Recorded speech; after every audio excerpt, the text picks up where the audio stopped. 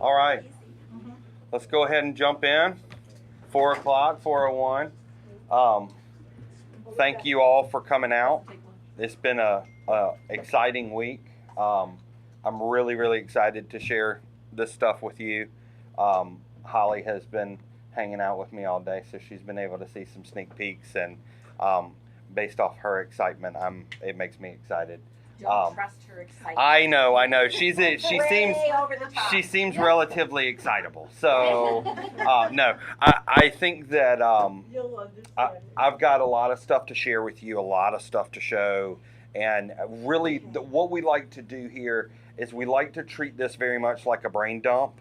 I want to share with you all the things that cross through my mind. I want to share with you all the things that I noticed and the things that I heard, and how that kind of factored into the recommendations that I'm making back to you. So again, obviously everything that you're seeing was created since yesterday. So I always do my best to have it show the way that we intend, the direction we're going for. But all this stuff really becomes a communication toolkit for you all. So everything you see is yours. You get to take it and do whatever you want with it. So you did say if there was stuff here that, so say we like everything, but we want to tweak it, you'll still do that as part of this program?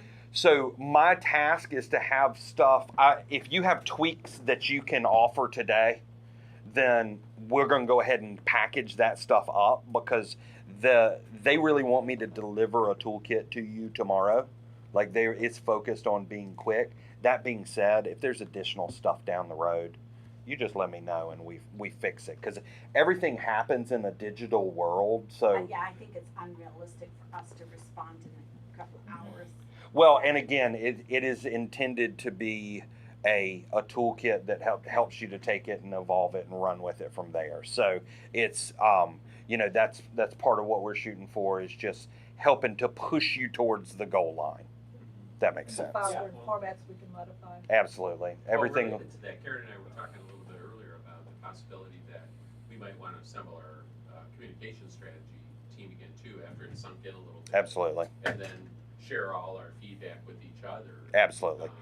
And really, that's I think the goal is to get you from having every option to narrowing down and be able to really kind of refine all the knowledge and wisdom that you have about what your goal is. And then this kind of marks a very definite suggestion of a pathway to walk down, and that Comstrat team, it makes sense for them to go through and see what we're showing, where we're going, and whether that makes sense or not. So what I always like to do to start is I like to dig in to everything that exists. As you can see, there is a lot going on. That doesn't even... Right, it's not even everything. So I pulled these for a couple reasons. Obviously, the connection with the schools. There's a lot of positive brand equity around the school. Don't need to spend a whole lot of time about the current Main Street logo. Obviously, the Main Street logo was kind of an evolution of a campaign leading to Main Street. It's not like, I don't think anyone ever expected it to be a permanent solution. So, it served you well, and it's also very much time for it to go and live on that island where logos go, and that's fine. The Be Here logo developed on the city side. Probably it's got some potential, but it probably hasn't been rolled out or implemented as well as maybe it could be. But you got to factor all those things in.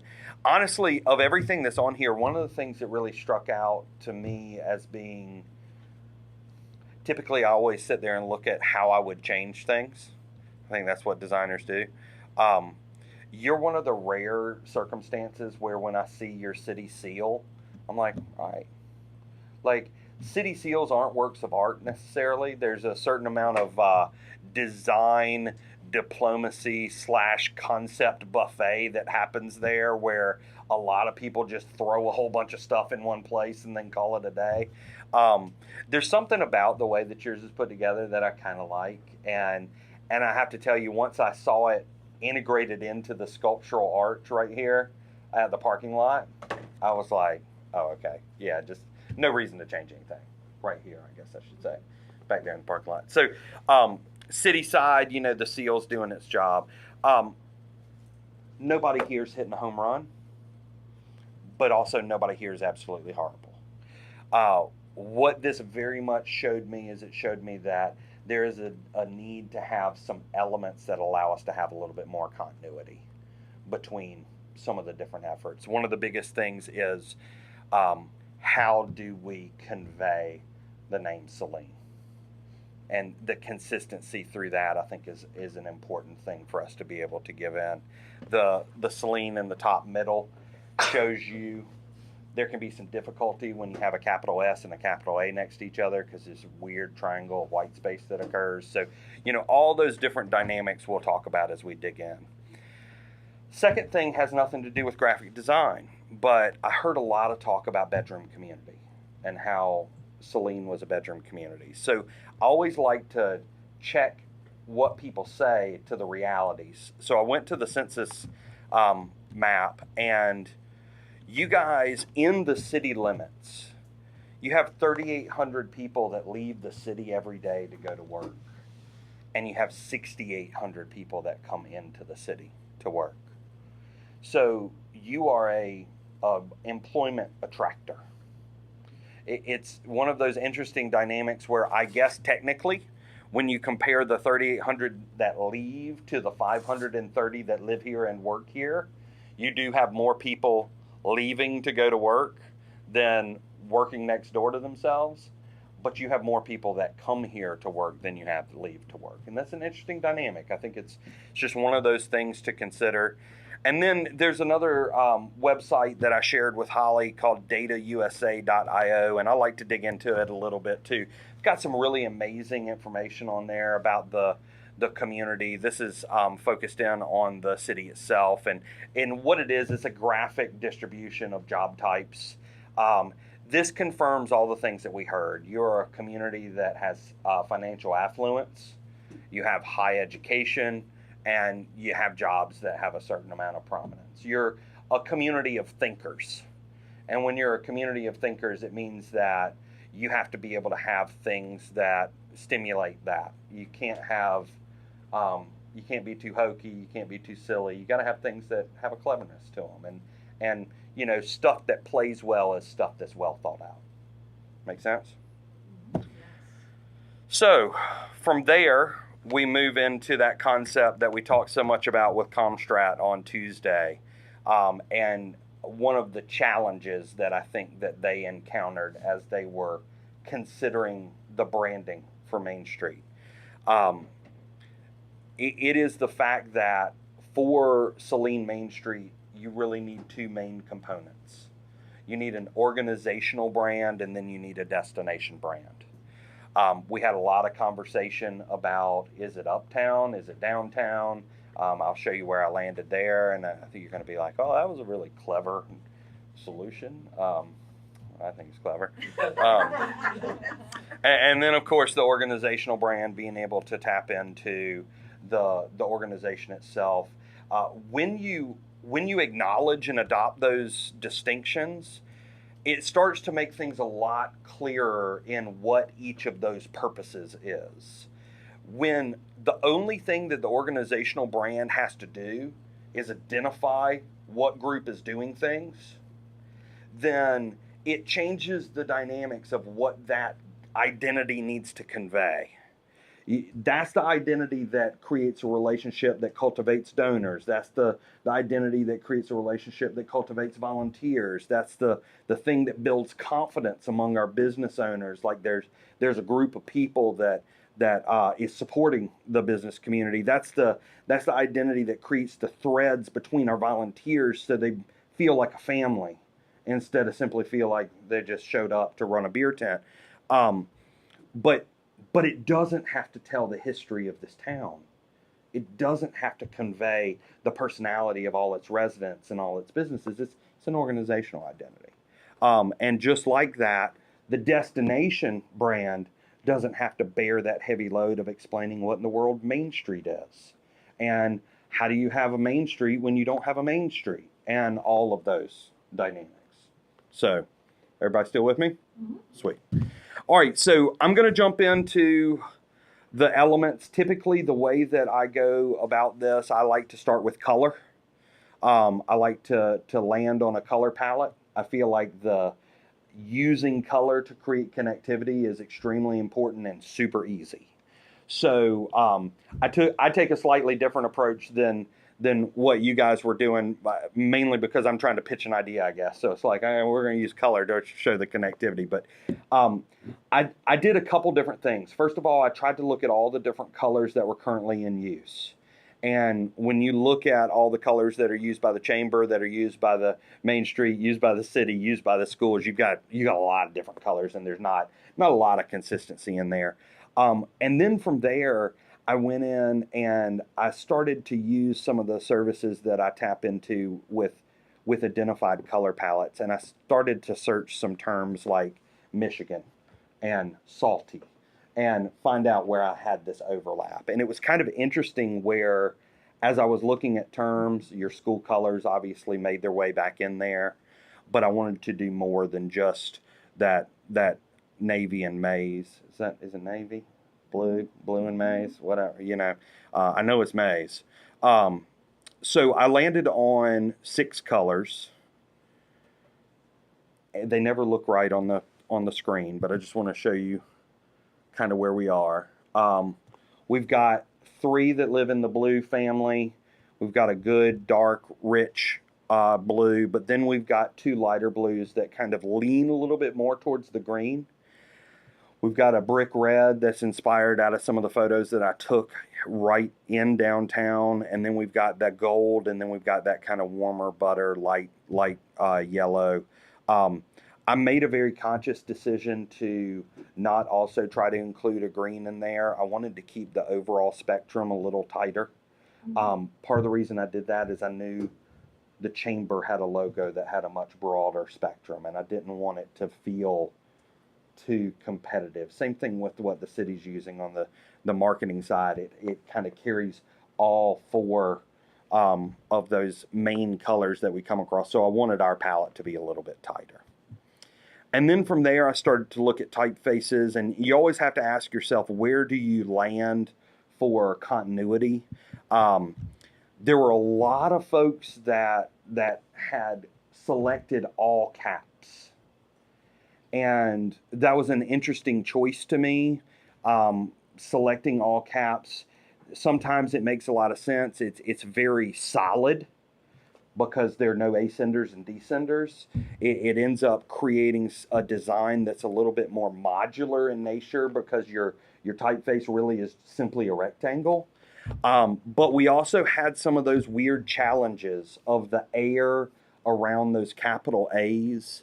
So as I kept looking, I decided to lean a little bit more towards a script.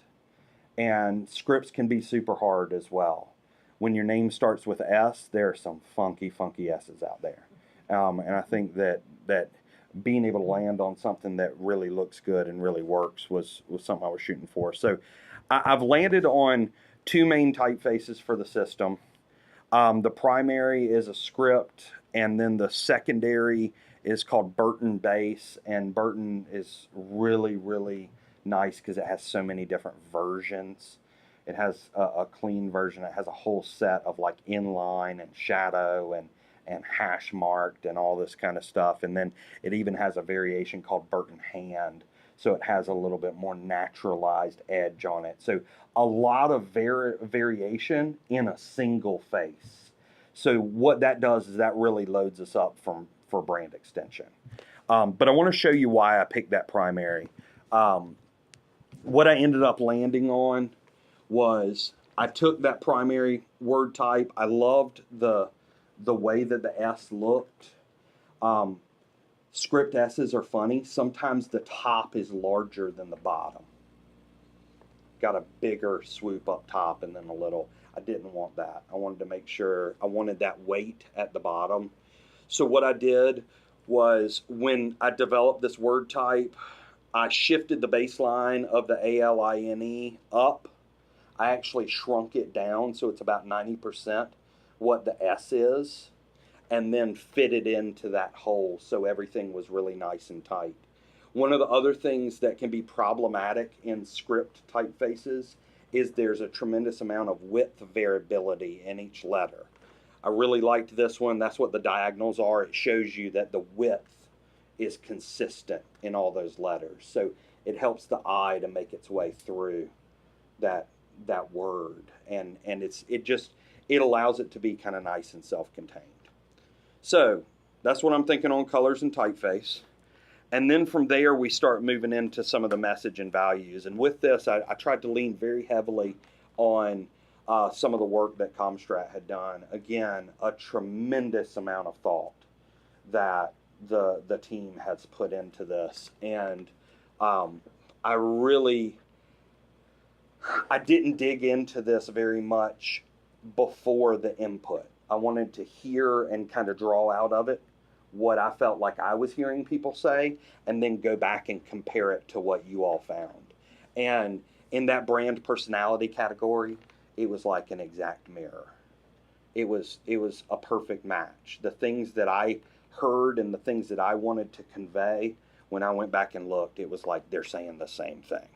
So that was really exciting for me.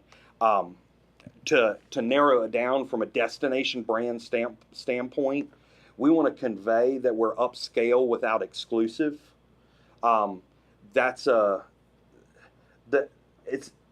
It's not a huge challenge. It can be challenging because it's very, very easy if you have a potential reputation of being snooty for the things that you say to confirm that you think you're better than everybody else. So how do you maintain a quality standard without kind of closing the doors and say, you're not good enough for us?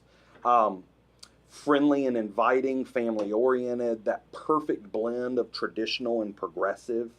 I think that's something we heard over and over again. Smart, clever, and expandable. Those are all the things that we want to see from a destination brand standpoint. And then from the organization brand, I want an organization that looks savvy, effective, fun, respectful, and an organization that is making a difference. Make sense? Mm-hmm. Anybody hearing anything that's giving you any heartburn yet? Savvy, but Yeah. Listen at you. Listen. Oh, sorry about that. That's the It is the Dutch spelling. I'm sure it has multiple consonants and stuff. It didn't give me a weird red wavy line, but Maybe it does mean something. So Ann Arbor savvy. Mm-hmm. From that, I always try to write what I call a brand statement. It's a little bit of a narrative of the things that I heard and some of the backstory, and it's really what leads me to that overarching kind of brand tagline that is the thread, the stitching together the concept. So I'm going to read that for you. We are Saline, Michigan, founded on the banks of the river that shares our name. This place has long been a magnetic force drawing people here to take advantage of our unique flavor. From the early days of the salt and then on to French traders, our natural salt springs both shaped our identity and fueled our growth. We are Saline, Michigan. We were instrumental in the growth and expansion of our great state. Founded along the military road, our forefather surveyed the path from Detroit to Chicago, exploring much of southern Michigan. Yet he was drawn to settle here. We are Saline. In nearly 200 years since, Saline has constantly grown and changed. Our history can be soaked in through the architecture of our downtown. Our energy can be felt at the Hornets game on Friday nights. We are a quintessential small town. We are quintessential small town. We are uniquely Michigan, and we have always been focused on drawing out one's natural flavor. We invite you to explore the place we call home. Shop in our locally owned boutiques. Discover our impeccable taste. Explore all that we have brewing. Make yourself comfortable. Welcome to historic Saline, small town Michigan flavor. So that concept of really tying in to that idea of the relationship between salt and flavor. Um, we talked a lot on Tuesday about the whole lightly salted thing, and how it was one of those. It was a beautiful effort in terms of collaboration, but I think that the collaborators identified that it was one of those things that was just a couple degrees off. Um, it's the flavor that we're focused on. It's not the salt. It's everything about um, personality and character that really gets pulled out of things. That's where we want our focus to be. So when you pull all that together, you start to have something that looks like this. And here you'll see my cleverness where I've decided to land on historic Saline. I do that for a very deliberate reason. And again, I want to go back to something that we talked about the other day with Highway 12. So Highway 12's got a strong connection to your origin. I love some of the things that you read about why that road was built, why they said it was built and why it was actually built, and who built it, who surveyed it, why they ended up back here.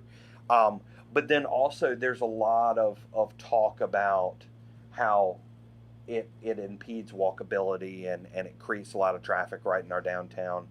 Those things are all true, but those are also true once you hit the ground.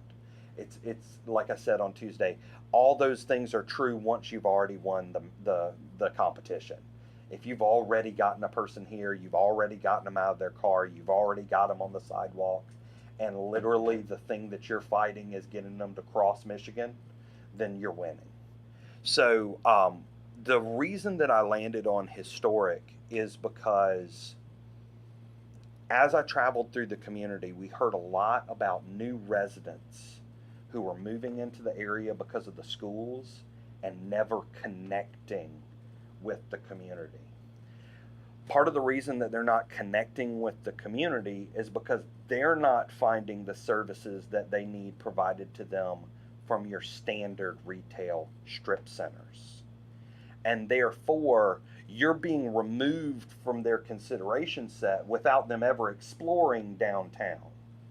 And instead of getting into the whole downtown uptown battle, I like the idea that it's got a couple different names. But at the end of the day, if you're sitting in Bush's parking lot, there's not a lot of people that gonna think that they're in historic Saline. Strangely enough, though, people are weird, and sometimes they think that a grocery store is in downtown.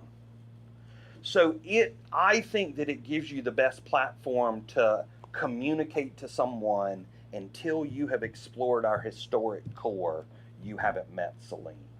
Now, the nice thing about the composition is it literally gives you the opportunity to use anything you want. It can say historic, it can say downtown, it can say uptown. It is completely up to you. But this composition, it allows you a couple different opportunities to go through. It works in one color. It stacks out well.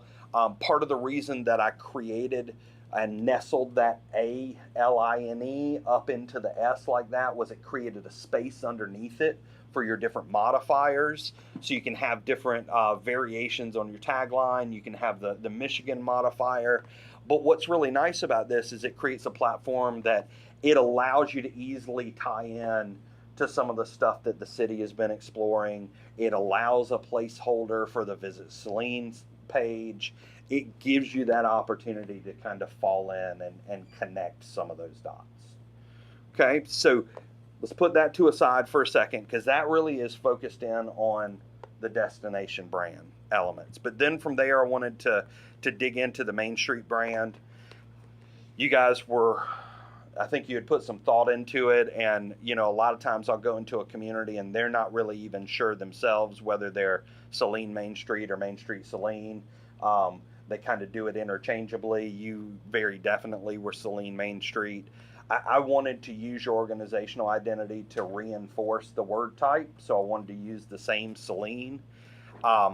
I played around with a lot of different icons from an icon standpoint, I like the idea of something that connected in with the idea of the four corners, while also giving us an opportunity to talk about the 4-point approach of Main Street and those 4 main tenets. So I simply created something that looks kind of like this, and it's got that icon that's made up of the 4 different corners, but they're kind of converging together.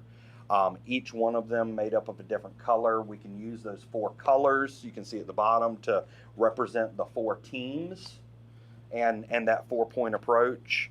And then one of the things that Holly picked up on too is just because of the shape of it, it evokes a little bit of the 8-point star, which was a design that was used in Native American culture throughout this particular region and does have an association with the Sauk, but doesn't necessarily, it's not overtly Native American. When you adopt a dual identity system, you are creating the opportunity for your Main Street logo to be a little bit cleaner, a little bit polished, a little bit more corporate in nature. But again, I want to keep showing you how these two work together. So and I'll point out, you see right there in the middle, you introduce that community tagline, and then we kind of introduce this idea of what does Main Street do? We're always adding flavor. That's the reason why you get involved, because we're helping to make it better. We're helping to enhance the community. So kind of a clever way to take that and expand it a little bit. Again, business card design, very simple, very clean, but it shows you how on the business side of things, you're using your organizational identity. On the back side, you're able to hit more on that destination and the place that you are the promoter of.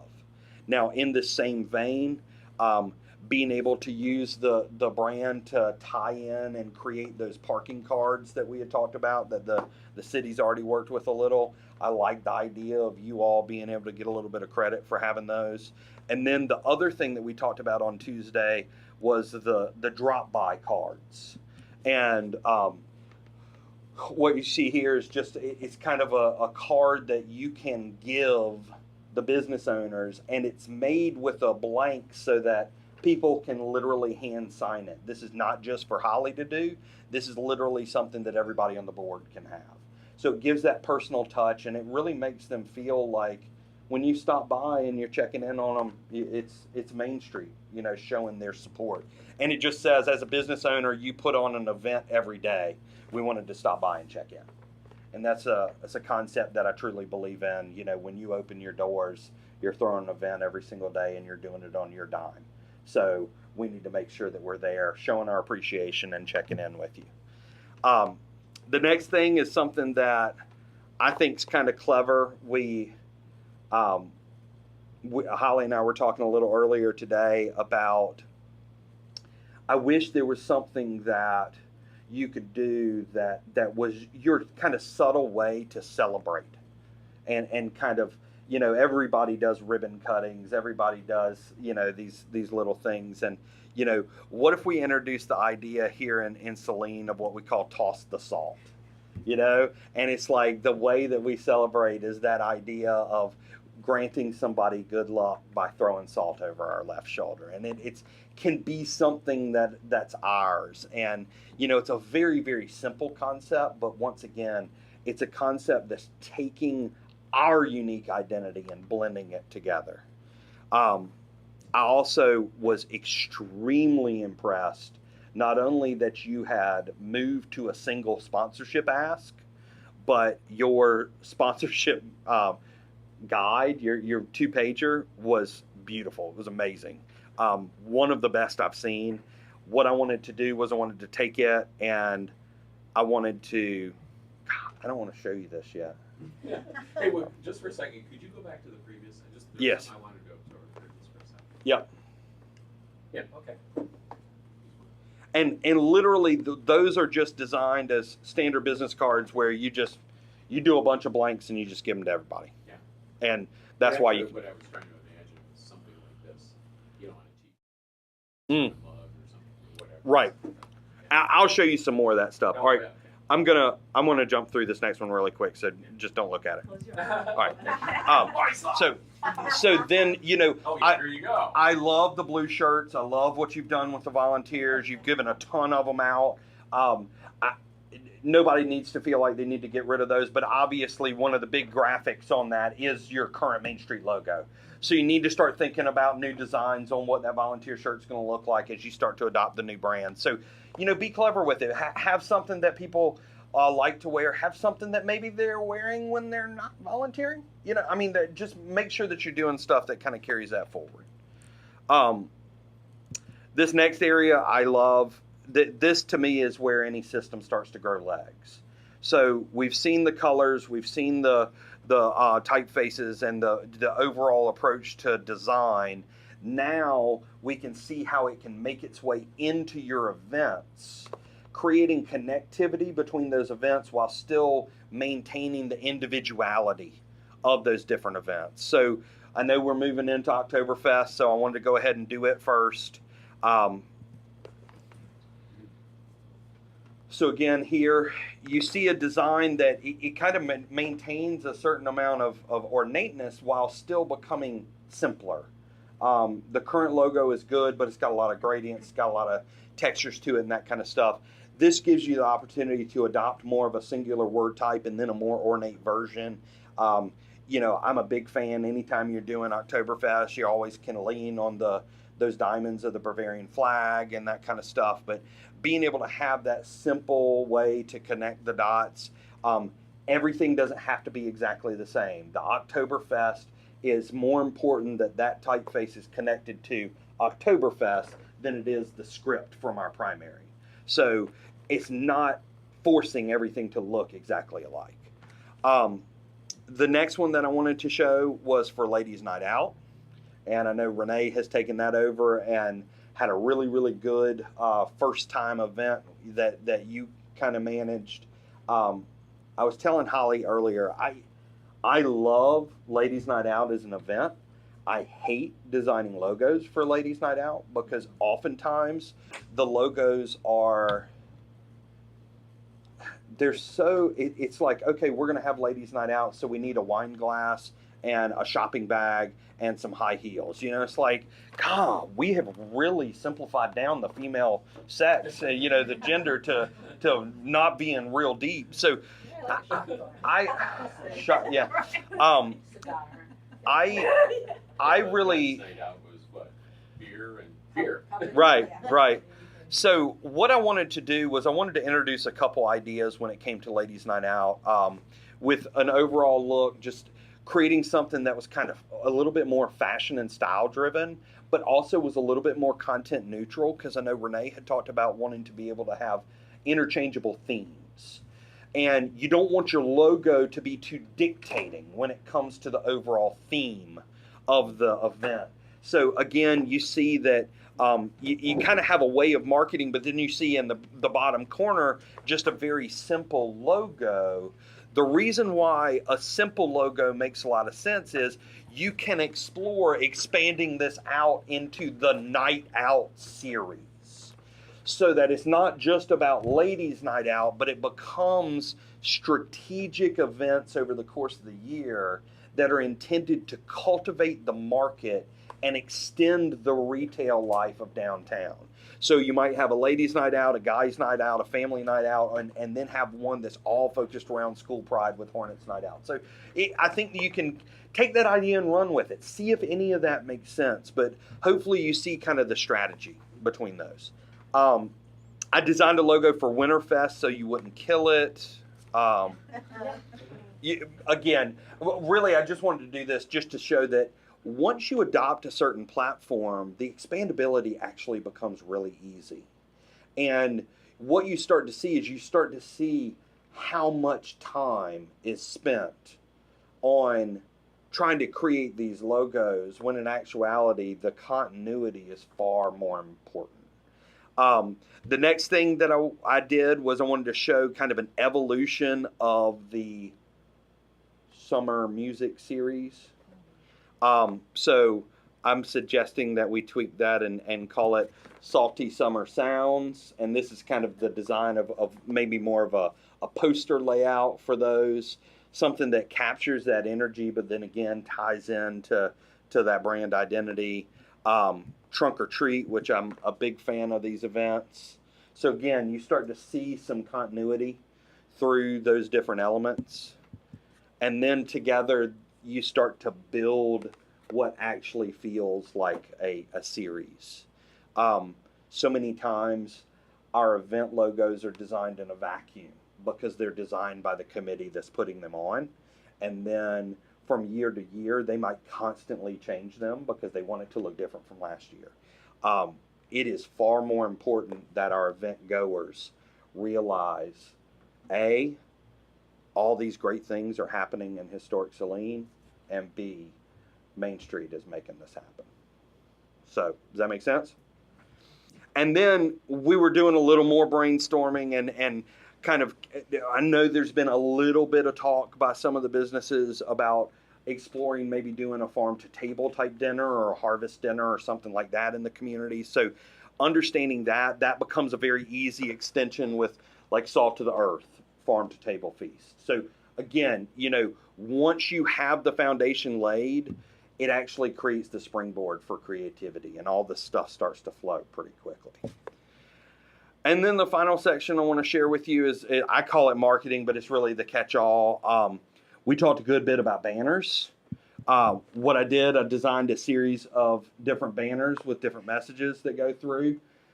These look a good bit different from banners that we typically design. A lot of times, banners are over-designed because you start off of a white computer screen and then you design something that feels balanced based off of that white background. The things that you have to remember in Saline in 2018 is you have banners that are somewhat low to the ground. They also are directly competing with relatively recently planted street trees. All the banners on your main streets are to the inside with flagpoles facing to the outside. You also have planters. So there's a lot of different activity. When you really think about your street banners right now, the street banners are oriented to the pedestrian. But by adopting a design that is more consistent and solid in color, you start to create a rhythm for the traffic. Now, the thing that I want to say here is a lot of times people will see this, they'll see this suggestion and they'll think in their mind, oh, that's okay, 4 different designs, that's kind of cool. So we'll just rotate a different design every banner, Paul. No, you want to create repetition. So it might actually be that if you know that you've got this 100% intersection and you've got 4 main nodes, you might adopt one color and each node gets only that color. So when you can imagine when you stand at one of those corners, the consistency of one color versus the consistency of another, even if you don't cross the street that day, your mind is told there's something valuable that you're missing out on down that way. So you want to be really, really thoughtful about the way that you roll those out. And then as you make your way into your parking lots and your park spaces, that's where you can introduce, I love the art, the student art banners that you do. I like the idea of the student art banners actually working as a strategic pathway that's trying to force pedestrian activity to do a certain thing. So think about how you want to curate that path. Think about where you want them to start and where you want them to stop, and use that student art banner program as a catalyst to create foot traffic. Make sense? Any questions? Everybody still good with where we're going? Okay. Couple other things, just real simple, like it was almost like I had a bunch of ideas that I just wanted to throw out because I don't know exactly where to put them, so I wanted to put them somewhere. That's where your cure for bland and the perfect pinch of home, I think all those start to create some some interesting pathways and just kind of creative ideas that flow around. That's why I threw this Shake It Up. Just getting ideas out there, because one of the things that made me so excited about this is there's a tremendous amount of expansion opportunity. There's, whether you organize it in a series of campaign waves, or there's just, I feel like we just kept landing on new things. And to me, that's one of the best things for you, because it makes it easy for you to keep it fresh. And then I always like to go through and create a couple different ideas.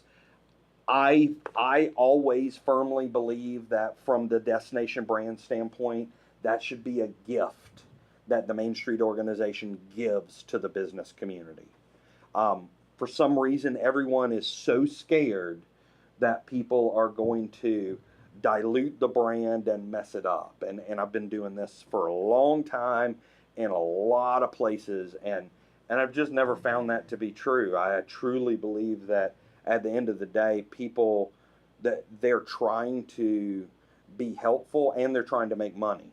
And if I make the brand resources available to you and you're selling merchandise that your customers want, that sounds like a win-win to me. And I like win-wins. So being able to go through and just have those different variations of products that people might like, and allowing people to be clever, and allow them to be, a little edgy, and allow them to kind of dance all around that. That to me is where it gets exciting. So that's what I was able to do since yesterday. That's all? That's all. I know. I'm trying to think. There were a couple things that I always like to think a little bit about signage, but you've got some good kind of precursors to wayfinding, and at the same time doing a holistic community-wide wayfinding effort would be one of those things that I would hope that maybe with adoption on the word type, it might make sense to roll that in. But, with it being a U.S. highway, you're going to be really strictly held to the MUTCD on all your signage standards and that kind of stuff. So I just didn't want to delve too far into it, because sometimes you can show something and you can set an expectation, and then you have to ramp the design backwards, and nobody really likes that. So that was one thing that I'd love to see a little bit more of. But all in all, I was really pleased with how quickly the ideas started to come, and then how the elements seemed to relatively easily stitch together.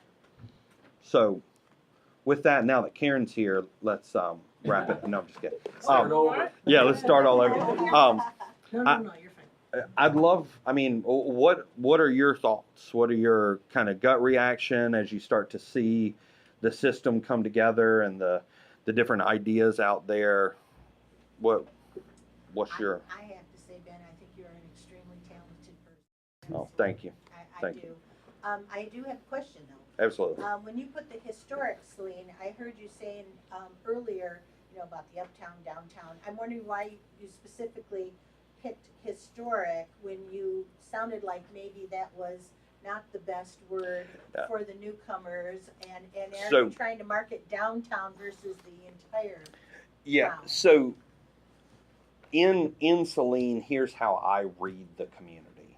The reason why I picked historic is because, to me, historic is the thing that does the best job of conveying that there is a place that is different from the strip centers. Saline does not read to me like a collection of multiple districts. You're either in a character district of downtown or you're not. The other places don't really have identities that surround them. But the weird thing that happens in communities like this, where you watch the transition from a historic core into your more traditional strip centers, there's a weird evolution that happens in people's minds where, for some reason, they think they're in downtown at a shopping center. So the reason why I picked historic is I felt like it was the best modifier to educate people that unless you've seen these old buildings, you're not in the core of the community. but it still leads to the opportunity for you to be able to have a variation if need be. Because I'll tell you, nobody's going to argue that it's historic Saline. Everyone agrees that it's historic Saline, even if they call it uptown or downtown. And I heard both used very strongly on the ground while I was walking around. So I felt like I had these two different things going around in my head where it's like, do I really want the organization to have to enter into an argument over whether it's uptown or downtown Yeah. when you can provide an identity that they won't argue and they won't argue historic? But I also, like, it seems almost crazy that anyone would think that a shopping center is downtown, but they do. It's weird. I've heard people all over the country think that they're in a downtown when they're, past Davenport and out there in the strips. Well, So, I also think too, with the new hotel where it's being built across from Imagine Theater, and there was something that you said today about somebody being inside an Ace Hardware and thinking, oh, they're downtown. With that hotel, the new hotel and where it's placed and across from Imagine Theater and Rensselaer Farm, this does suggest that there's more up the road that you haven't seen it all by being in that hotel across from Rensselaer Farm. Right. And that's good for our businesses, it's good for Joy, that Right. somebody will be curious in the hotel that there's,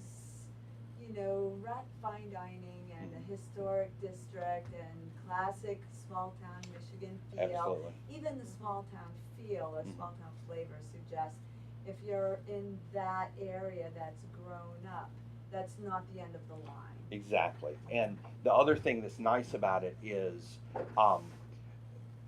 different people have different preconceived notions about that downtown or even uptown modifier. Uptown's not used a whole lot, but it is used. Downtown is widely used. And to some people, when they hear downtown, they automatically think a certain scale. And your historic core is small. And the last thing that you want to do is set somebody up for a letdown by making them feel like there's this big downtown when you're kind of one block in each direction right now. What if you could call it even, like you could incorporate both of them with their expandability, like, uptown flavor, downtown feel, or what? Yeah, I mean, I think one of the biggest things that I was trying to land on for you all is I feel like you have such a solid product right now, and the place looks and feels and experiences really well right now, but it also has the opportunity for a decent amount of change as things go. You've got some interesting property usage that might change dramatically. I just didn't want to paint you into a corner. Like, if you go out today and you decide that you're going to put your head down and declare everything uptown, then all of a sudden that really kind of becomes a fight that you have to. I'm not going to say it's a war, but it's like you are deciding to be the one who is creating and shaping all this stuff. Where nobody's going to argue with historic Saline, and the way that the design is composed, it makes for adaptations of that. Yeah. To be remarkably easy. Well, I had almost exactly the same reaction as Joy. I just think this stuff is marvelous. I'm gonna buy that shirt right now. Yeah. But I did stop on the historic as well for similar reasons, and you've made a good case, because I immediately thought, would people ever say historic Saline? And they probably won't. They'll just choose their word, downtown, Right. uptown, Four Corners, or whatever. I do have one slight concern though, and it's because I pass this billboard on 994 all the time, and it's that Marshall, not very far from here, plays up historic Marshall. I was gonna Did say, one of anybody our else have other that communities reason? do that, doesn't All mine? the- But- all the- There's But hold another on, hold on community though. that says that too. Listen to what you just said. Yeah. Listen to what you just said. You're concerned that another community is calling it historic, but nobody would say, I saw a billboard that says downtown so and so. Oh, they're imposing. Historic's not your brand. Every community's historic. Like every community has Yeah, like sure. that's. There's a concern that comes around there, like, oh, you've branded us historic. Look, folks, we're not Charleston. You know, Charleston and Savannah, they brand history. Historic is a modifier to denote that in the community of Saline, there's a place that is historic in feel, historic in nature. It is where our origin story is. I'm completely okay with, I don't feel like that overlaps the idea of historic. Now, if you had other people that were, you know, if you were located right next to Pepper, Michigan, and somebody had their entire idea based around table seasonings, then we have a problem. But the overlap of the term historic, like that's actually good in my mind, because the kind of people that would appreciate a historic core of a community, they're going to appreciate variety. Yeah. They like exploration. They like digging in. So if you're creating that, there's a place we often stop on the way down to visit the kids in Nashville. What is it? Carrollton, I think it is. They always say historic, and we always think, well, we just stop at the, you know, the Holiday Inn Express on the expressway. Someday we ought to drive. We ought to actually see the historic part. Yeah, have look breakfast at there. that historic Holiday Inn Express. Yeah. Chris, I have a different reaction to historic. Oh. To me, when he flashed up historic, to me that embraced education, that embraced Traditions here. the traditions, Sure. and that's part of why people like this town. Oh, I raised that as a tiny concern about Marshall, unless other people have serious concerns. Where I live, that's a historic district. Yeah. People enjoy living in the historic district. That's part of why we bought the house, because it was in a historic district. Not everybody wants that, but we're a walk from downtown. So that historic district, being that close to downtown, you're really kind of embracing that feel. That's how I saw it. That's how I interpreted it. Well, and I think that kind of follows up. I mean, it goes back to that conversation we had on Tuesday morning where, you know, we were talking about the people who seek out Applebee's. And it's like, we're okay with them not being our customers kind of thing. Where it's like, I would much rather attract people from a larger region who appreciate a historic downtown than I would try to convince people closer by who value Applebee's and Olive Gardens to give downtown a chance. And I just felt like the thing that historic does was it very cleanly and succinctly said, we're not a new place. We're not a new development that just popped up out of a field. We're a place with a story that it's worth it for you to find out. But I'm glad you're asking all these questions, because believe it or not, these are all the things that are kind of factoring through the mind as I'm coming up with the recommendations. It's not, I certainly didn't just land on historic because I wanted an H word instead of a D word. You know what I mean? It was like, what are our challenges? What are the things that we're trying to convey? What are the dynamics of the traffic through our community? What is I remember the first time I drove through Saline, I didn't know where I was going. I was driving through the highway. I saw the buildings of downtown, and it literally was like an unplanned oasis. And I was so unbelievably pleasantly surprised by such a nice place right in a highway in comparison to what I saw on either end. And it was a really nice experience, and I'm glad that I had that experience before I was coming here to do branding, because it was like, wow, what is this place? I want to know more about this place. Why is it called Saline? Oh, no, it's not. I can give you one. Oh, go ahead. The event slides from Rebecca and Yeah.